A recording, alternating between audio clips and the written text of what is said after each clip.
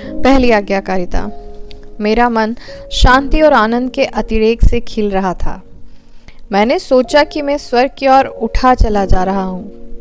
परमेश्वर की ओर से मुझे अभी कोई स्पष्ट आदेश नहीं मिला था, और यदि कोई आदेश था तो मात्र इतना था कि आनंदित रहूं और प्रभु की ओर ध्यान लगाए रहूं। मैंने कार की चाबियां निकाली और प्रियजनों को लेकर कार को घर की ओर दौड़ा दिया। थोड़ी देर में हम घर के द्वार पर खड़े थे। सब लोग अंदर चले गए, परंतु मैं पुरानी बखार से होता हुआ गैरेज तक आया और कार को गैरेज में खड़ा कर दिया। घर की तरफ लौटते हुए मैंने ऊपर निगाहें की। आकाश पर तारे जगमगा रहे थे। मैंने कहा, अब मैं नया इंसान हूँ। मैं भी बदला हूँ और सभी कुछ बदला हुआ है।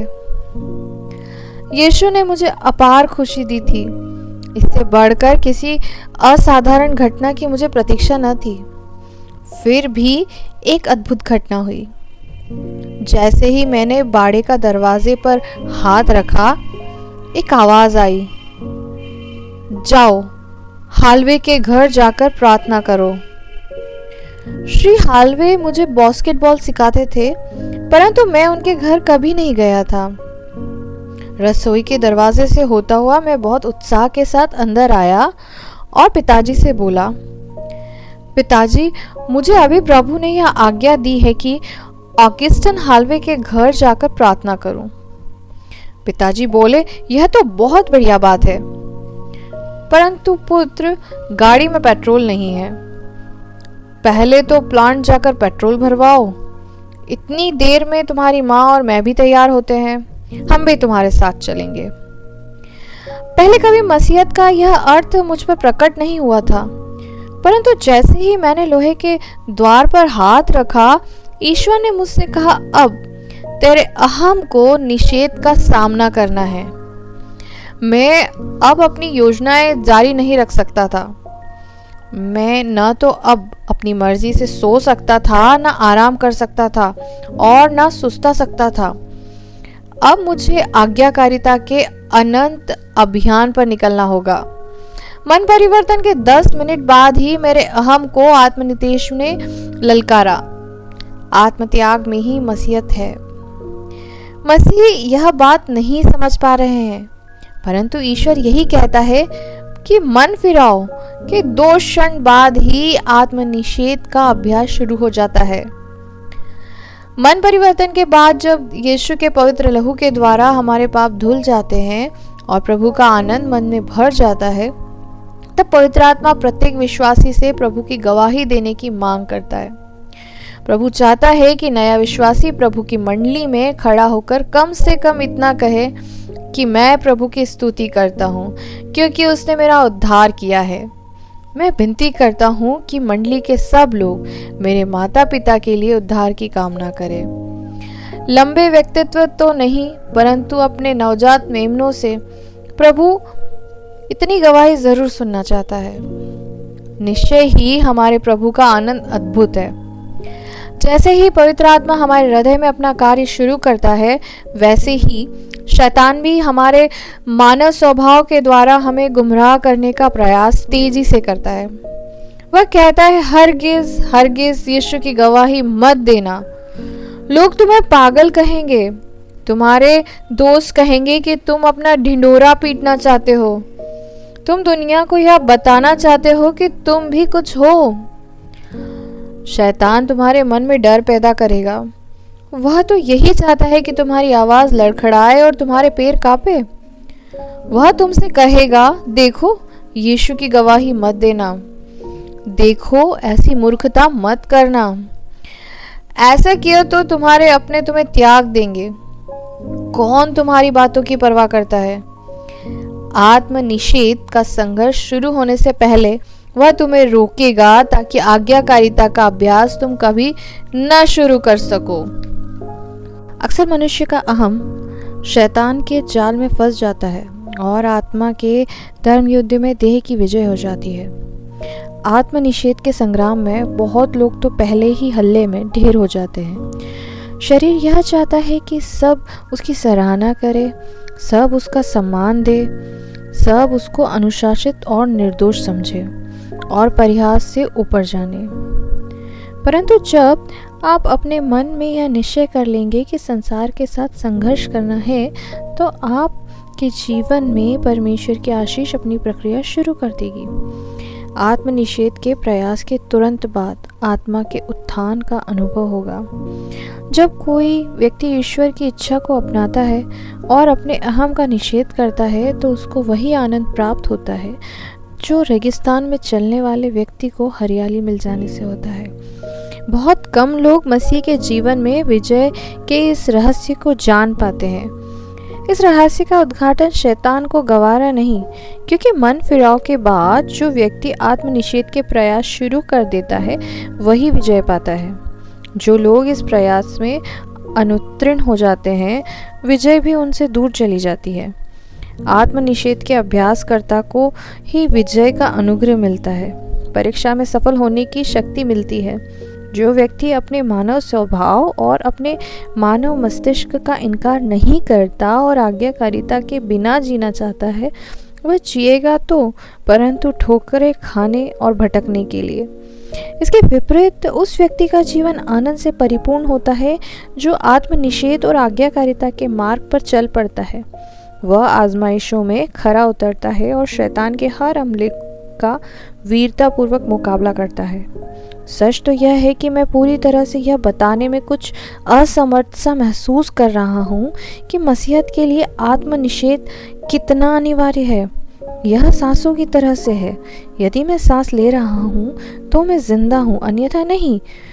उस रात कोई 10 बजे के बाद मैंने अपने जीवन की पहली सांस ली और दूसरी सांस उस समय ली जब ईश्वर ने मुझे अपना प्रथम आदेश दिया। ईश्वर के आदेश की पालना के लिए मैं तुरंत तैयार हो गया। उस समय से अब तक मैंने अपने जीवन में जितनी सांसें ली है वे इन्हीं 2 सांसों पर निर्भर रही है। अपनी मर्जी को नकारना और ईश्वर की मर्जी को स्वीकार करना। तब से अब तक यही आत्मनिषेध मेरे जीवन का केंद्र बिंदु रहा है। ईश्वर की आज्ञा का पालन करने में हमें देर नहीं करनी चाहिए। पवित्र आत्मा की प्रेरणा को नकारने में बड़ा नुकसान है। हाँ, जब हमें ईश्वर कोई संदेश नहीं देता तो उस अवधि में हमारा चुप रहना और प्रार्थना में लगे रहना ही सर्वोत्तम है। इस मार्ग में सोने की खाने हैं। इसीलिए जो आज्ञा मुझे परमेश्वर ने दी मैंने तुरंत पिताजी को बता दी। यदि ऐसा न किया होता तो शायद विजय भी प्राप्त न होती। रात बहुत बीत चुकी थी। मेरा विवेक मुझसे इस प्रकार का हुज्जत कर सकता था। ऐसे असमय जाने पर लोग मुझे मूर्ख कहेंगे। मैं जब तक श्री हालवे के घर पहुंचूंगा रात के 11:30 बज चुके होंगे। परंतु मैंने इस प्रकार के तर्क वितर्क को रद्द किया और ईश्वर की आज्ञा के विषय में अपने माता पिता को स्पष्ट रूप से बताया। अपने पुत्र की बात सुनकर अक्सर माता पिता यही उत्तर देते हैं, पुत्र जरा ठहरो, घड़ी की तरफ भी देखो। वह कहती है यह तो लोगों के सोने का समय है। वे यह भी कह सकते थे, बेटा हम बहुत थक गए हैं। हमने 2 सभाओं में भाग लिया और दूसरी सभा तो बहुत देर तक चली।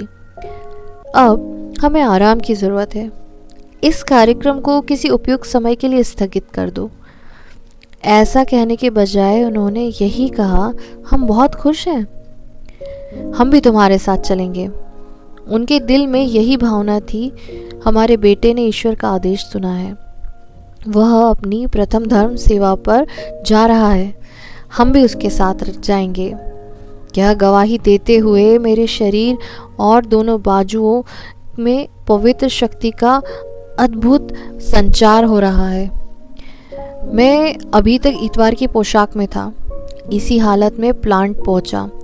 2 पेट्रोल ट्रक बराबर बराबर खड़े थे और उनके बीच में से जाकर मुझे पेट्रोल लेना था।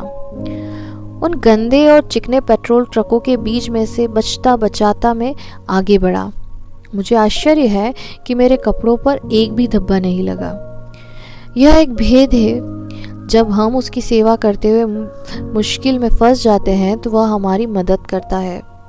मेरे पास कपड़े बदलने का समय नहीं था क्योंकि मेरा ध्यान ईश्वर के आदेश की ओर केंद्रित था। अतः ईश्वर ने मेरी सहायता की और मेरे कपड़ों को गंदगी से बचाया। जब मैं पेट्रोल लेकर घर लौटा तो माँ और पिताजी तैयार थे। उन्होंने मेरे अन्य 3 मित्रों को भी बुला लिया था। वे तीनों प्रचारक गायक थे। हमारा यह छोटा सा काफला शेवलेट गाड़ी में बैठकर श्री हालवे के घर की तरफ बढ़ा। हम लोग पार्कर के पूर्व में लोहे के उस पुल तक पहुंच गए जहां अब हमारा सुंदर सा घर है। मैं मन ही मन परिवर्तन का आनंद ले रहा था। ऐसी अलौकिक अनुभूति तो पहले कभी भी नहीं हुई थी। फिर भी मैं उस घटना के लिए तैयार नहीं था जो मेरी आत्मा के भीतर घटित होने वाली थी। कार आगे बढ़ती रही और मेरे मन में आज्ञाकारिता के हर्ष की सी बाढ़ आ गई। वेदी पर यीशु से जिस आनंद का अनुभव मुझे मिला था वह लगातार बढ़ता रहा, और जब मैंने ईश्वर का आदेश सुना और उसका पालन किया तो मेरा हर्ष 3 गुना बढ़ गया। स्वर्ग की आभा मेरे हृदय से छलकने लगी और मैं उत्तेजित अवस्था में प्रभु की स्तुति करने लगा। मैं अब तक एक बहुत शांत एवं संकोची स्वभाव और मौन प्रवृत्ति का व्यक्ति था। चीखना, चिल्लाना, जोर जोर से आमीन आमीन पुकारना और आपे से बाहर हो जाना मैं नापसंद करता था। मैं समझता था कि कलीसिया में शांत और गंभीर बने रहना चाहिए और किसी प्रकार से उत्तेजित नहीं होना चाहिए। मेरा स्वभाव भी ऐसा ही था। यदि मैं चर्च में कोई ऊंची आवाज़ में स्तुति शब्द का उच्चारण भी करता था तो पहले यह मुझे नागवार था। ईश्वर के पहले आदेश को स्वीकार करते हुए जब मैंने कहा हाँ, तो मेरे मन में ऐसे अद्भुत हर्ष का संचार हुआ जिसका वारापार न था। लेकिन इस समय मैं जिस हर्ष का अनुभव कर रहा था वह हर्ष उससे भी 3 गुना अधिक था। इतने हर्ष को सहन करना मुश्किल था। मैं यही कह सकता था कि जोर जोर से हालेलुया, स्तुति और महिमा का उद्घोष करता रहूं। कार में सब लोग मुझे देखकर आश्चर्य कर रहे थे। हार्वर्ड ने कह दिया, मैंने कभी तुम्हें इस हाल में नहीं देखा। मैं उन सबको एक अजनबी सा आदमी लग रहा था। मैं पहले जैसा आदमी था वैसा अब नहीं था। जब मैंने लोहे के द्वार पर हाथ रखा था तो परमेश्वर ने मुझसे कहा था, अब तुझे मेरी सेवा में रहना है। मैंने ईश्वर की आज्ञा सुनी, बिस्तर की तरफ नहीं गया बल्कि मुस्तैदी के साथ उसका काम शुरू कर दिया। इस पहली आज्ञाकारिता के परिणाम स्वरूप मेरी आत्मा को ऐसा अद्भुत अनुभव हुआ कि मैं फिर कभी ईश्वर के आदेश की उपेक्षा न कर सका। उसकी उपस्थिति का आनंद कुछ ऐसा था कि मैं उसकी पुनरावृत्ति की कामना करने लगा। मैंने जान लिया कि आज्ञाकारिता का मार्ग ही यीशु महाराजा का राजमार्ग है। राजमार्ग को छोड़कर अब मैं पगडंडियों पर चलना पसंद नहीं कर सकता। मैं ईश्वर की इच्छा के केंद्र में ही रहना चाहता हूँ। इसके लिए मुझे विश्वासियों की प्रार्थना की और परमेश्वर के अनुग्रह की आवश्यकता है। कार श्रीमान हालवे के फार्म हाउस में दाखिल हुई। उनके अहाते में बत्तियां अभी भी जल रही थी। मैंने कार से उतरकर दरवाज़ा खटखटाया तो तुरंत खुल गया। श्री हालवे हमारे सामने खड़े हुए थे। अभी 2 घंटे पहले तो हम चर्च में साथ ही साथ थे। मैं और टॉम वेदी पर अनिश्चित दशा में खड़े हुए थे।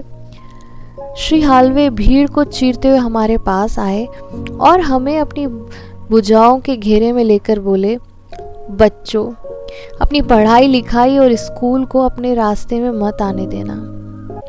फैसला करने का यही समय है। मैं भी तुम्हारे साथ हूँ।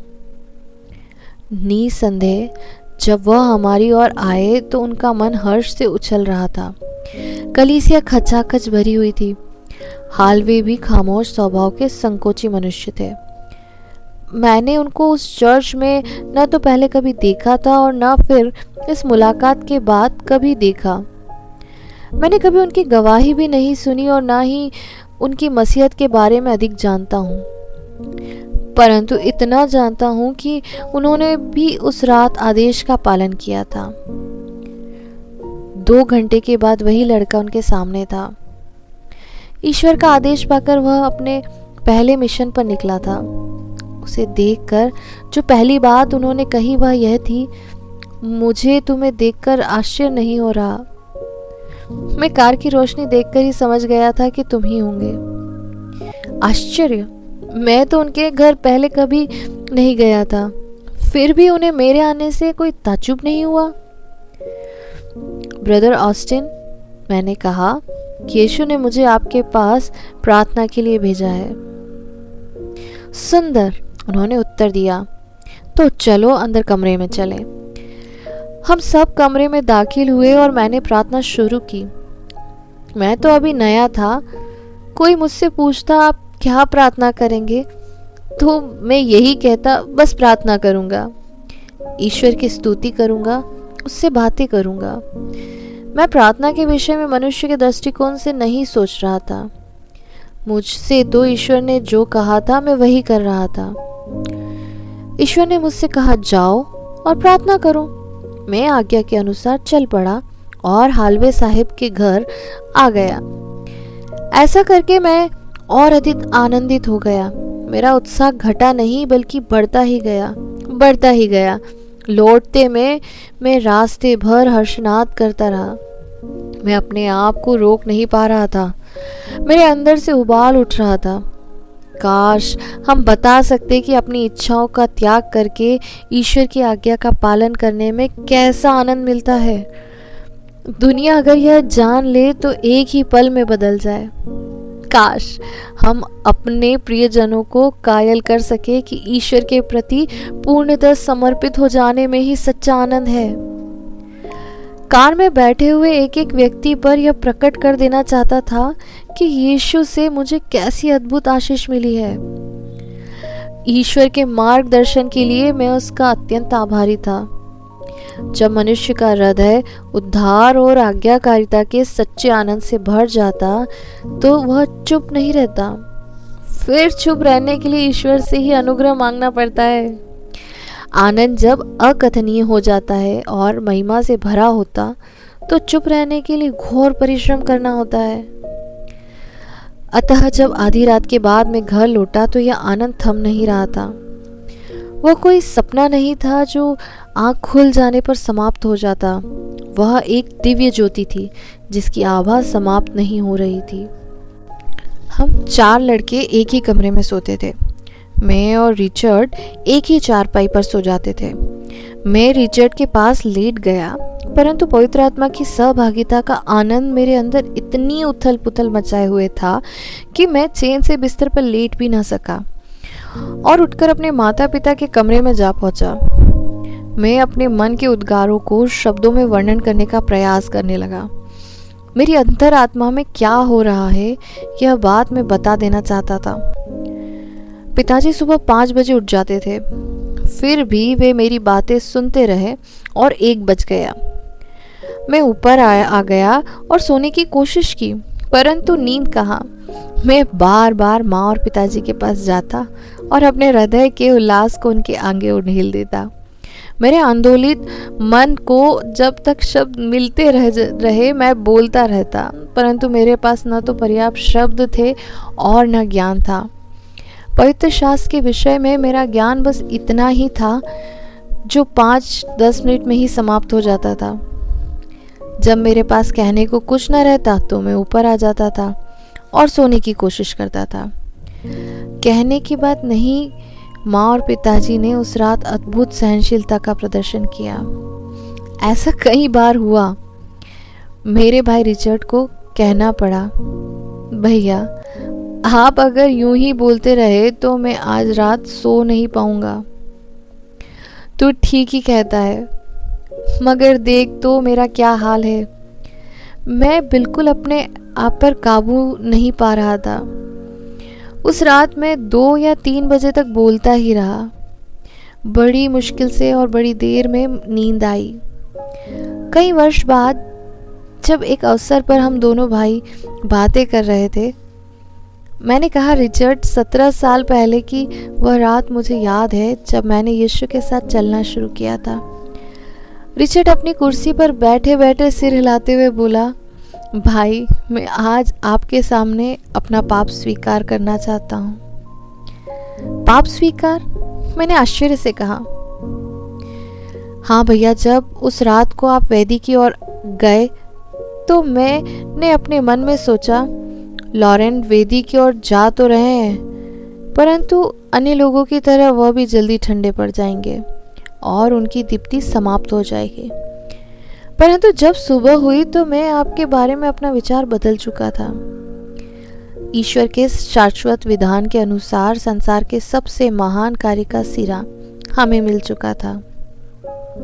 अब हमारे हाथ में था कायनात का सबसे अनमोल हीरा, यीशु मसीह, जो शहद से अधिक मीठा, मलाई से अधिक मृदुल, सोने से अधिक बहुमूल्य, चांदी से अधिक चमकदार, सरिता जल से अधिक स्फूर्तिदायक, जो उबाता नहीं, जो निराश नहीं करता, जिसकी आभा की कल्पना सपने में भी नहीं हो पाती, कोई कवि नहीं जो उसका रूप अपने शब्दों में दर्शा सके, रंग नहीं जो उसका समुचित चित्रण कर सके, और धरती पर कोई भाषा नहीं जो उसके सौंदर्य का वर्णन कर पाए।